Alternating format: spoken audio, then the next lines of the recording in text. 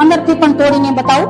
જો આપણા દાળ વડા એકદમ અંદર જાળીદાર અને જો ધાણાના પાન ને એકદમ સરસ મસાલો, અને જે આપણે આખી દાળ નાખી છે ને એવા દાણા જેવા દેખાય છે ને એ ખાવામાં એકદમ સરસ ક્રિસ્પી લાગતા હોય છે.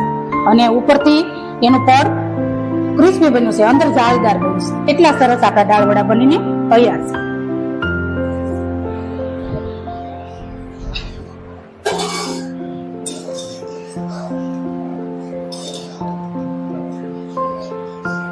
તો તૈયાર છે આપણા અમદાવાદના રાયપુરના પ્રખ્યાત એવા દાળ વડાની રેસીપી.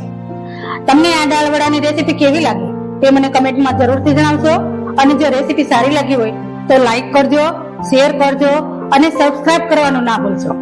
અને આવી જ રીતે નવી નવી રેસીપી જોવા માટે બેલ આઇકન દબાવી દેજો, જેથી કરીને મારી દરેક રેસીપી તમને જલ્દી મળતી રહે.